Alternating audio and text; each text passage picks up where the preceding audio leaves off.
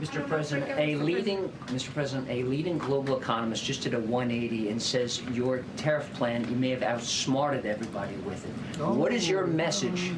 I love this. I love this question. This is the favorite. This is the best question I've ever been asked because I've been going through abuse for years on this.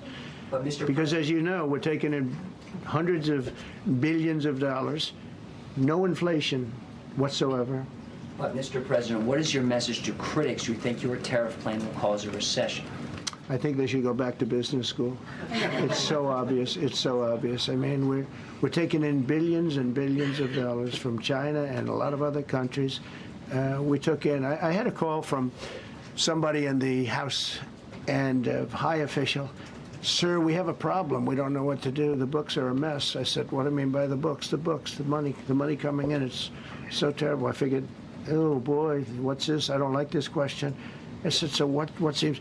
There's so much money coming in, and there must be some kind of an accounting mistake because we have hundreds of billions of dollars more money than we thought. I said, do me a favor, go check call me back. You have to call me back.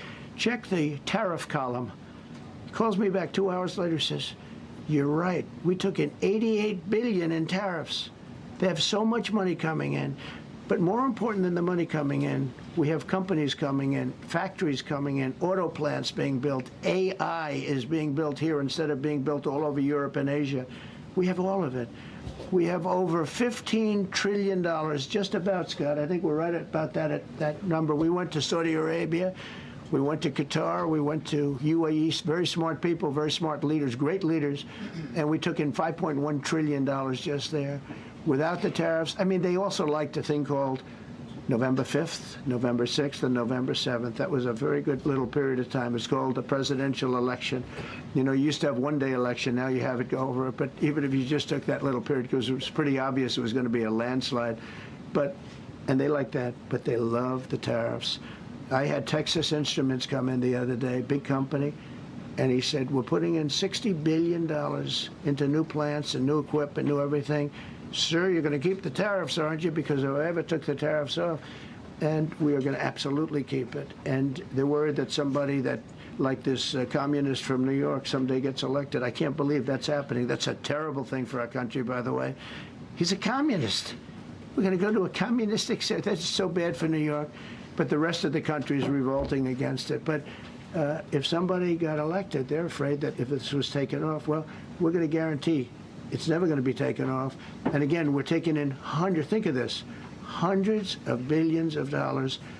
And they were all confused because they've never seen this before. You know, it's always the other way. We don't have enough money. So much money is coming in at levels that nobody's ever seen. But most importantly, we have factories being built, car plants being built, companies moving to our country like never before. If you look at 15 trillion, and that's only in a few months. You know, I haven't been here that long. Presidents, like the last one, was a disaster.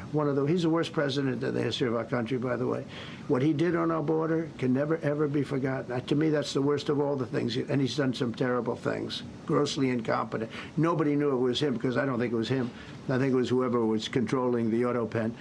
But our country is doing great. And those leaders and other leaders, I just left, as you know, a large group of the most highly respected people. And that includes big countries.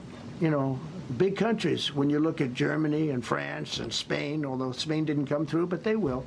By the way, guaranteed they will. That was the only country that sort of tried to hold back on putting up the money. But just so you know, they said, it's unbelievable what's happened to the USA. You were a dead country. We didn't respect the country, the leader. You were dead as a doornail. One said to me, you went from being a dead country, you are right now the hottest country anywhere in the world. The whole world is talking about the USA, and everybody wants a part of it, and they're pouring